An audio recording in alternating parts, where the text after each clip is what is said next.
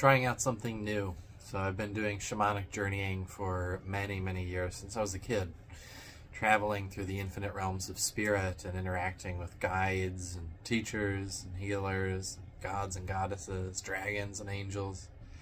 And I'm going to try telling a story of the journey that I just had, and I feel like it'll be very healing for me and really inspiring for some people.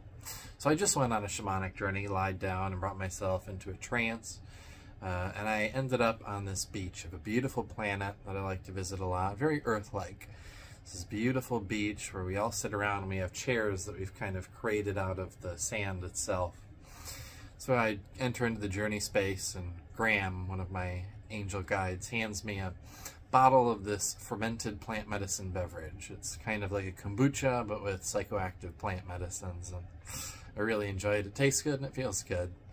And so I'm just kind of sipping and I'm talking, and I was a little frustrated because I haven't been making as much money as I used to doing shamanic work. And a lot of it is because I haven't been focusing on advertising or you know, that kind of thing. I've been inward, more of an inward journey, but I was still frustrated. So I started to explain to them, man, this is so messed up that we even have to deal with money, and that that the world works the way that it does, just kind of venting my frustration. And so I asked them, does the Alliance of Angels, do they have money? Is that a system that they use? And CaseyTheSpaceShaman said, no, that's a very archaic system.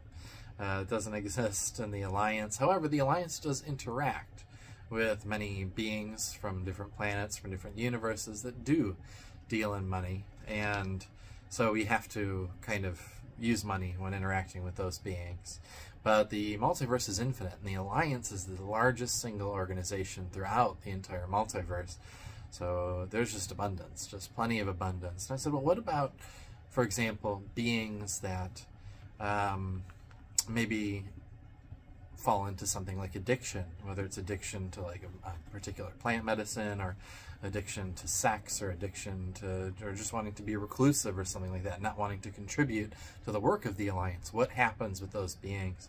And first and foremost, healing is always offered to them, but not all beings are ready to heal. Some beings have to go deep into their own experiences before they're ready to heal. And the Alliance doesn't force healing on anyone, because you can't force healing on anyone. And so what happens, as CaseyTheSpaceShaman explained, is that these beings are provided for in abundance. They're not punished, they're not deprived of anything, they're provided for freely in abundance until their suffering becomes too much and they realize that they need healing on their own, and they come to the Alliance for healing, and they're treated with love and respect, and it's a very gentle, beautiful process to heal them to the point where they're in more balance with themselves. But there's no punishment for any of this. And she also mentioned that for every one being that's like that, that is in one of those experiences, one of those phases, there are hundreds of beings that have restless energy and are more than happy to do the work of 10 spiritual beings for that one being. So everything balances out. There's harmony and balance, and the Alliance works very hard to maintain that. So that was beautiful. But then I called on, at one point, I called on the spirit of money itself, and this kind of very dapper looking gentleman in a big suit appeared in front of me out of a burst of like dollar bills. And I said to him, like, whoa, it's the spirit of money actually showed up. So I asked, what do you need from me? How can I bring more of your energy in the form of physical money into my life? And the spirit of money said, joy. Money follows joy. Joy doesn't follow money. So whatever I'm doing, whether it's making a video like this to spread the word about spirituality, to hopefully bring people in to work with, to heal, and to teach them about this stuff, enjoy it. Have true joy in doing that. And then when money comes in, no matter how small or big, whether someone hands me $1 donation, or if someone pays me $10,000 for a package of sessions, or whatever it is, no matter how big or small, joy. Enjoy that. Give thanks. Like, oh, this is so fun to make money. And he also is explaining, have fun spending the money. Don't hold on to the energy of it. If you have this energy of scarcity and trying to hold on to like, oh, I need to hold on to every little bit of money I can because I don't know where my next client or paying client is coming from, that this is very constricting, and that does not allow for the flow of money. So have fun bringing it in, have fun spending it, just let it be joyous. Joy, money follows joy, joy doesn't follow money. And so that was a beautiful message. So after that conversation with him, he kind of disappeared into a poof of dollar bills again. And then I stood up, kind of stretched, and I said, okay, I think I'm ready for a swim.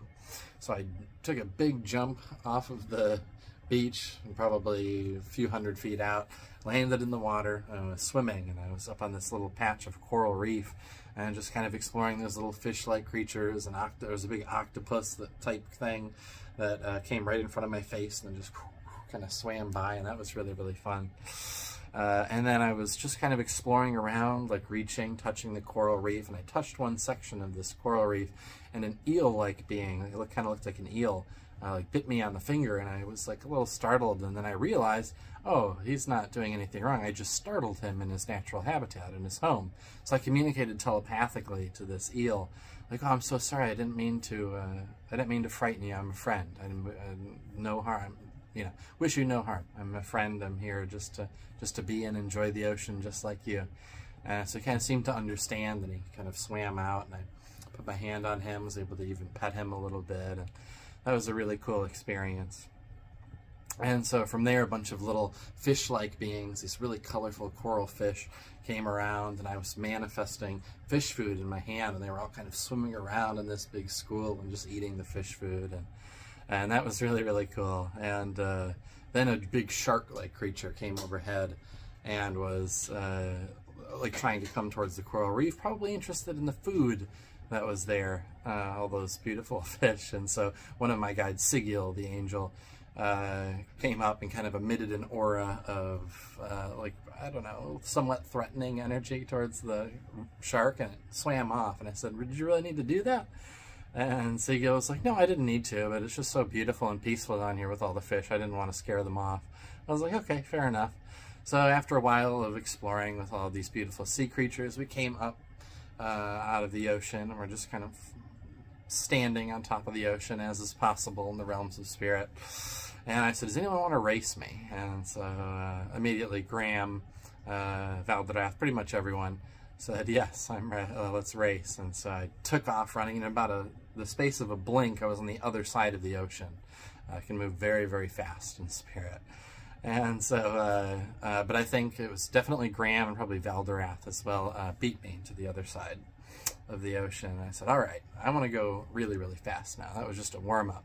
So I go poof, towards the sky. I just start going so fast that everything starts to blur around me, and everything becomes this like crazy, wild-looking fractal pattern that's not even recognizable to reality anymore. And then I stop, and I'm like really far away from whatever galaxy. It might have even been a different galaxy at this point, I'm not sure, but it was really far away, just an empty space. I could see this big galaxy. And I was like, oh, okay, I got pretty far. That was cool. So I decided, you know what, I'm going to land on one of those planets. So I kind of just intuitively allowed my energy to guide me towards a planet, and I just, boom, really fast, came down, landed on this planet. And it was beautiful. It was, everything had this gold tint to it. So there were plants, things that were like trees, but not quite trees. Things that looked like giant funguses and things, and they all had this kind of golden tint to them. But there were patches of like red earth, red dirt looking material, and there was also this stream right by where we came in. The first thing I noticed was a creature that looked kind of like a cross between a frog and a spider, but different. Came kind of walking across the path, and I was like, oh, that's interesting looking. And then I reached down into this little stream, and I thought it was water, but it smelled like vinegar. And I said, okay, that's interesting. I'm like, what is this? Is it drinkable? I'm like, well, we could handle it if you did drink it. We could heal that out of you and remove it from your system, but it wouldn't be the healthiest thing for your spirit to drink. So I was like, okay, I'll leave that go for now. So we were just kind of walking down a path through these big plants. There's this big canopy, and then a giant, again, kind of looks somewhat like a spider, but really in a way that I can't describe. It's the closest thing I can relate it to is a spider. Our mind does this when we journey, when things look so different from what we're used to here on Earth. Our mind just kind of assigns, oh, that looks kind of like a spider, but it was completely different and didn't really look anything like a spider. This thing crawls ahead and it kind of looks at us, and I got the sense that it was like going to attack or something like that. And Sigil, my angel friend, just raised his hand, and I felt the energy of friend. That's all I just kind of heard in my head, friend. And then it kind of like looked away and then scurried off and was on its way. And I'm like, huh. So I had the thought to ask a question of Sigil, because he's kind of the, not the leader of our group, but, because we don't really have a leader, but he is the one that is really involved in communication.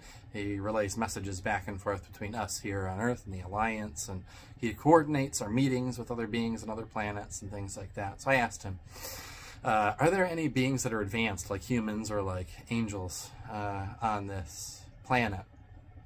And he said, there are none that are native to this planet, but there are beings that have come to inhabit this planet. And right as he said that, off in the distance, way far away, there was this giant nuclear explosion. At least that's what it looked like, way off in the distance. I could feel the ground shake. It was really loud. And he goes, yeah, that's probably one of the reasons why we don't want to stay here too long and why we wouldn't want to interact with those beings. He explained that they were two different races of beings from two different planets that had been at war with each other for a very, very long time, and they both settled on this planet and are having disputes about territory and resources and are fighting over that planet, basically. He said they're both beings from two separate amnesiac planets. Amnesiac planets are the type of planet Earth is, where you can't remember your spiritual nature and everything when you incarnate there. And I said, huh, I thought amnesiac planets were really, really rare. And he said, there are, but the universe, the multiverse is infinite. So there's an infinite number of those planets in truth, even though they're not the most common type of planet. And as we were discussing this, Sigil just kind of snaps his fingers and poof, we appear back on the beach. And he explained that, yeah, we were about to be spotted by one of their satellites. And while it wouldn't have been a problem for us and we could have handled it, it would have been very messy. And I said, okay, fair enough. So we were back on the beach, and at that point, I figured I had been journeying for about half an hour, which was kind of my intended goal. So I said my thank yous and goodbyes, and then came back to the physical. And it had been, about half an hour. And so it was a really fun, really beautiful, just journey, a little adventure, but also just a lot of play and relaxing and enjoying. So I wanted to share that with you guys. Let me know if you like this down in the comments, if you like this kind of shaman story time, because I journey like this quite frequently. I've been doing it since I was a kid and discovered it just naturally when I was a kid, and I've done it my whole adult life as well. So let me know if you guys like this, comment, and let me know if you want to hear more of these shamanic journey tales, and I'll continue. Also, please consider subscribing. I'd like to spread the magic of the multiverse and spirit with the world, and so that'll help if you can subscribe, share the video, like, all that good stuff. Thank you so much. Have a beautiful day. Naiki kuyaiki, urpichai sonkolai.